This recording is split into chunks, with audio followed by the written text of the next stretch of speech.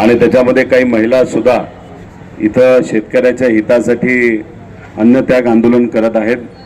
मी त्यांच्या मनापासून सर्व शेतकऱ्यांच्या वतीने या ठिकाणी आभार व्यक्त करतो. अजित नवले साहेबांनी आपल्या सर्वांना मार्गदर्शन केलं.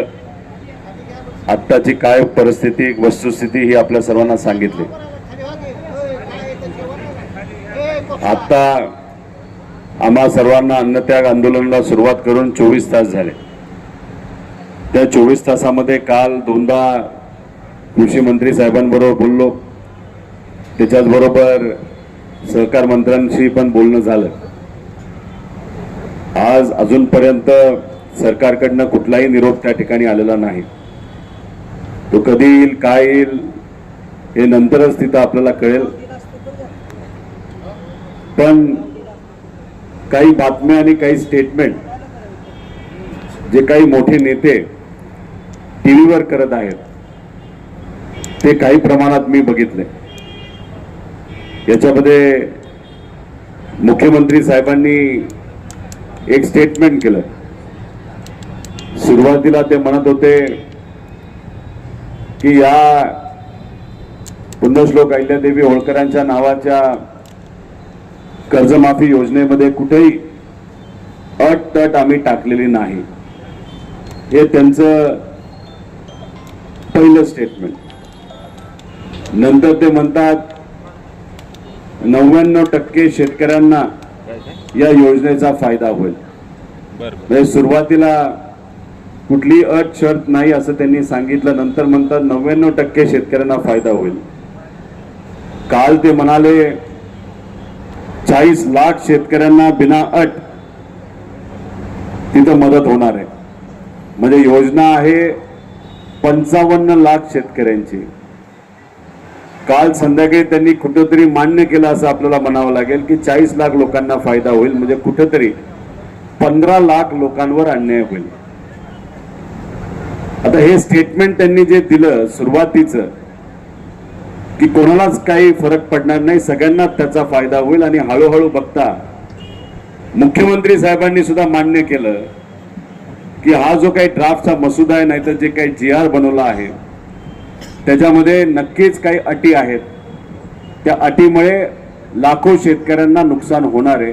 मला असं वाटतं की शेतकरी एकजुटीचा हाच खऱ्या अर्थाने फायदा असतो. आता याच्यात ते सांगत असताना त्यांनी सांगितलं की जर कर्जमाफी सरसकट दिली तर बँकिंग सिस्टमला अडचण होईल. 2014 पासून आतापर्यंत या देशामध्ये मोठे मोठे जे व्यावसायिक आहेत, बिझनेसमॅन आहेत, त्यांना आतापर्यंत 20 लाख कोटी रुपयाची कर्जमाफी दिली गेली. आणि इथं आम्ही शेतकरी म्हणून कुठेतरी एवढंच म्हणतोय की 35,000 कोटी रुपयाची कर्जमाफी तुम्ही जी जाहीर केली ती पूर्णपणे आमच्या शेतकऱ्याला तुम्ही द्या. आता 20 लाख कोटी रुपये मोठ्या व्यावसायिकांचे पैसेवाल्यांचे माफ करून जर या बँकिंग सिस्टमला अडचण झाली नसेल तर मग आमचे 35,000 कोटी रुपये 55 लाख शेतकऱ्यांचे माफ करून थोडी बँकिंग सिस्टमला काय अडचण होणार आहे. काल मोदी साहेबांचे गुणगान गात असताना त्यांनी अजून एक गोष्ट सांगितली की आपल्या या देशाची परिस्थिती इतकी चांगली आहे. जर पंतप्रधान साहेबांनी ठरवलं एका दिवसामध्ये या देशावरचं सगळं कर्ज जर भरून टाकायचं तर आपली आर्थिक ताकद इतकी चांगली आहे की एका दिवसामध्ये आपण तो निर्णय तिथं घेऊ शकतो. म्हणजे त्याचा अर्थ एका बाजूला शेतकऱ्याला न्याय देण्यासाठी आम्ही जेव्हा तुम्हाला म्हणतोय सरसकट कर्जमाफी द्या तेव्हा तुम्ही म्हणता बँकिंग सिस्टमला अडचण येईल. आणि दुसऱ्या बाजूला मोदी साहेबांची प्रशंसा करत असताना तुम्ही सांगताय की आपली आर्थिक परिस्थिती या देशाची इतकी चांगली आहे की या देशावर कितीही लोन झालं तरी ते आपण भरून काढू शकतो. म्हणजे हा विरोधाभास आहे असं आपल्याला म्हणावं लागेल. खरं तर आकडेवारी द्यायची झाली कारण तुम्हालाही माहिती मी जेव्हा बोलतो तेव्हा आकड्यातच बोलतो. 2014 मध्ये या देशावर पूर्ण देशावर 56 लाख कोटीचं कर्ज होतं आणि आता या देशावर गेल्या 10 वर्षामध्ये 210 लाख कोटीचं कर्ज झालेलं आहे. आणि तुम्ही म्हणता की मोदी साहेब आणि त्यांनी हे जे सरकार चालवलेलं आहे त्याच्यात इतकी ताकद आहे, हे 200 लाख कोटीचं कर्ज एका दिवसात तुम्ही भरू शकता. आमचं एवढंच म्हणणं आहे, 200 लाख कोटीचं कर्ज तुम्ही काय भरू नका, पण आमच्या शेतकऱ्याचं 35,000 कोटी रुपयाचं कर्ज तुम्ही भरा आणि सरसकट कर्जमाफी तिथं आम्हाला शेतकऱ्याला द्या. मी सातत्याने आणि खरं तर आता नवले साहेबांनी सुद्धा आपल्या सर्वांना GR बद्दल सांगितलं. याच्यामध्ये अटी आहेत आणि त्या अतिशय घातक आहेत. त्या अटी काढणं फार महत्वाचं आहे. 2019ला जी कर्जमाफी झाली होती त्या कर्जमाफीला ही कर्जमाफी तुम्ही जोडत असाल तर 2019ला 48 लाख शेतकऱ्यांनी त्या कर्जमाफीचा लाभ घेतला होता. त्या कर्जमाफीचा लाभ जर 48 लाख शेतकऱ्यांनी घेतला असेल तर साधा तुम्हाला मला प्रश्न आहे, तर या कर्जमाफीमध्ये या 48 लाख शेतकऱ्यांवर अन्याय होणार का नाही होणार? 100% होणार. आणि अन्याय कसा होणार? तर 2 लाखापर्यंत कर्जमाफी या सरकारने जी जाहीर केली त्याच्यामध्ये 19ची अट असल्यामुळे ते म्हणतात 50,000 पर्यंत ज्या लोकांनी 19चा फायदा घेतलेला आहे कर्जमाफीचा त्या शेतकऱ्यांना फक्त 50,000पर्यंतच हे सरकार तिथं मदत करणार आहे. आमचं म्हणणं आहे एवढीच अट काढा, एवढीच अट काढा. मग काय होणार आहे? ज्या शेतकऱ्याची 2019ला कर्जमाफीचा फायदा घेतलाय त्याचं आत्ता जर 1.5 लाख रुपयाचं कर्ज असेल तर या GR प्रमाणे फक्त 50,000 रुपयाचा फायदा त्यांना मिळणार. पण त्याच्यासाठी आधी त्यांना 1 लाख रुपये भरावे लागतील खिशातून. आहेत का पैसे एवढे शेतकऱ्याकडे आज? नाहीत. 1 लाख भरल्यानंतर 50,000. आमचं म्हणणं ही अट काढा, त्याने काय होईल? 1.5 लाखच्या 1.5 लाख रुपये हे आमच्या शेतकऱ्याचे तिथं माफ होणार. 2 लाख असतील तर 2 लाख माफ होणार. 2.5 लाख असतील तर तिथं 2 लाख माफ होणार. 50,000 ठीक आहे आम्ही भरू. तर नवले साहेब शेतकरी संघटनेचं मत आहे की जेवढं कर्ज आमच्या शेतकऱ्यावर असेल तेवढं तुम्ही माफ करा. ही महत्वाची मागणी आहे. सरकार या बाबतीत काय करेल हे आपल्याला सांगता येणार नाही, पण सरकारच्या हातामध्ये हा मसुदा असेल, हा GR असेल तर या 2 अटी तरी काढा. त्याच्याबरोबर दुसरी अट जी आहे ते रेग्युलर कर्ज भरणाऱ्या शेतकऱ्याची आहे. 2017ला कर्जमाफी झाली तेव्हा रेग्युलर भरणारे शेतकरी किती होते? 14.5 लाख. जेव्हा 2019ची कर्जमाफी झाली तेव्हा हे शेतकरी किती होते? 14 लाख. आता तुम्ही म्हणताय 23 लाख आहेत. 23 लाख आकडा कुठून आणला तुम्ही? हे रेग्युलर भरणारे शेतकरी 23 लाख कुठंच नाही आहेत. आणि याच्यात तुम्ही अट काय टाकली? 25-26 जे वर्ष झालं आणि 26-27 जे वर्ष झालंच नाही. मग तुम्ही काय म्हणता या 14 लाख शेतकऱ्याला की बाबा ना अजून 1 वर्ष तुम्ही थांबा आणि 1 वर्ष थांबा, तेवढं तुम्ही परतफेड करा, मग तुम्हाला आम्ही कर्जमाफी देऊ या रेग्युलर शेतकऱ्याला. हाच अर्थ झाला ना 26-27चा. मग ही अट कशाला पाहिजे? मदत आज आमच्या शेतकऱ्याला आत्ताच्या आत्ता तिथं मदत पाहिजे. त्यामुळे या 2 अटी काढणं आमच्या सर्वांसाठी महत्त्वाचं आहे. त्यामुळे मला सरकारला एवढंच सांगायचं आहे, आम्ही राजकीय टीका करणार नाही, आम्हाला टीका करायची नाही. नक्कीच जे पद महत्त्वाचं असतं ते मुख्यमंत्री पद असतं. त्या पदावर असणारे देवेंद्र फडणवीस साहेबांनी ठरवलं की लगेचच्या लगेच हा निर्णय तिथं घेतला जाऊ शकतो. आणि जसं नवले साहेबांनी सांगितलं, तुम्ही कुठल्याही तुमच्या अभ्यासू नेत्याला इथं पाठवा, त्यांच्याशी आम्ही चर्चा करायला तयार आहे, पण कृपा करून आमचं मत आहे अभ्यासू नेत्याला. नाही तर तुम्ही सांगलीच्या कुठल्या तरी एका नेत्याला पाठवणार, नाही तर इथल्या पालकमंत्र्याला पाठवणार. त्यांचा अभ्यास किती याचा अंदाज आम्हाला आहे. त्यामुळे तुमच्यातले जे अभ्यासू नेते बावनकुळे साहेबांना पाठवा, कृषी मंत्री साहेबांना पाठवा, रावळ साहेबांना पाठवा.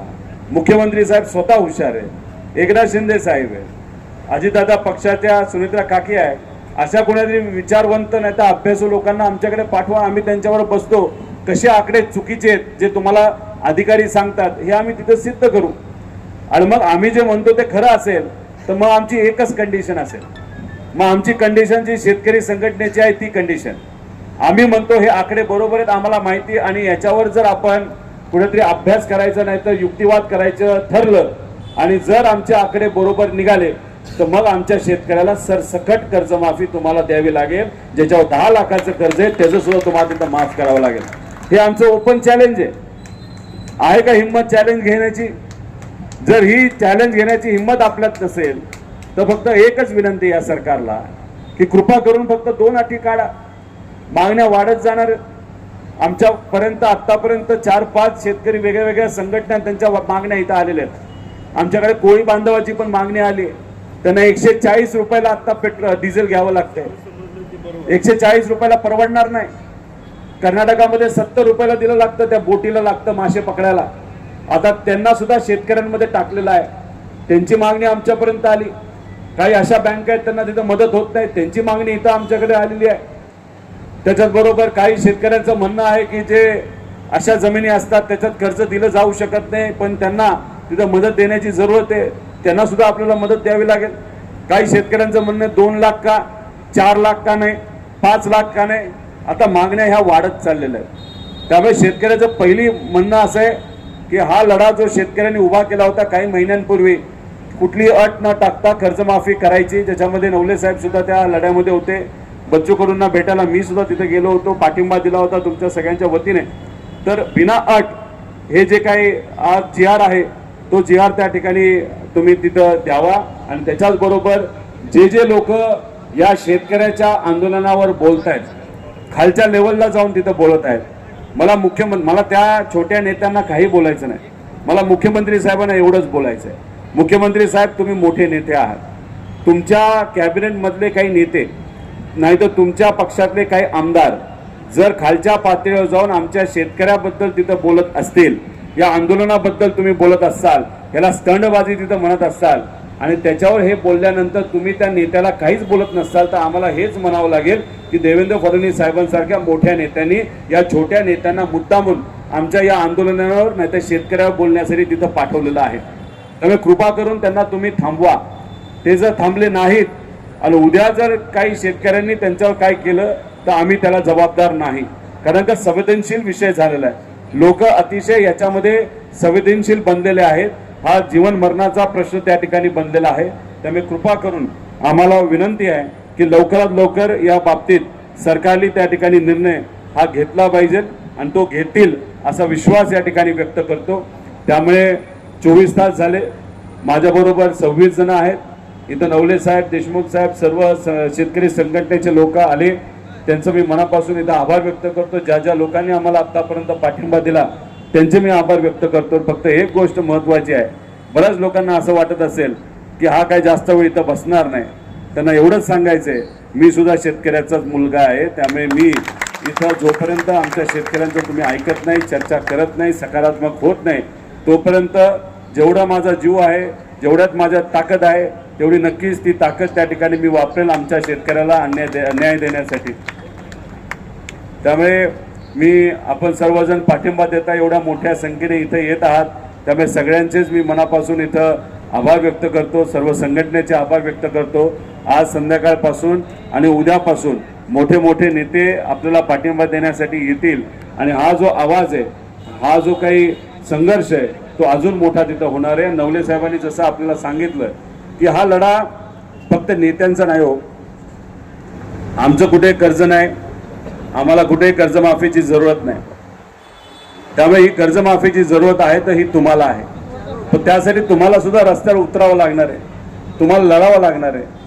मातीसाठी, शेतीसाठी त्या ठिकाणी लढावं लागेल, आपल्या बापासाठी, आपल्या आईसाठी लढावं लागेल. कर्जमाफी हा तुमचा सगळ्यांचा हक्क आहे. बरेच लोक म्हणतात कर्जमाफी दिली म्हणजे आपले पैसे वाया गेले, तसं होत नसतं.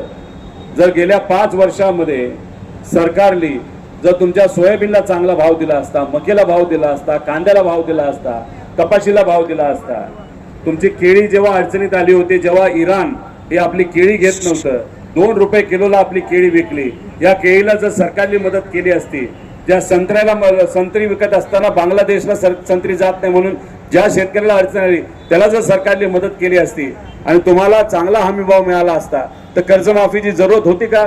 अजिबात नव्हती. पण कुठेतरी सरकार या बाबतीत कमी पडलं आणि त्यामुळे आज आम्ही अडचणीत आलेलो आहे. त्यामुळे आमचा हा हक्क आहे, आमचा शेतकऱ्याचा हक्क आहे की आमची कर्जमाफी सरसकट बिना अट त्या ठिकाणी झाली पाहिजे आणि तोच हक्क आम्ही या आंदोलनाच्या मदतीने तिथं मागत आहोत.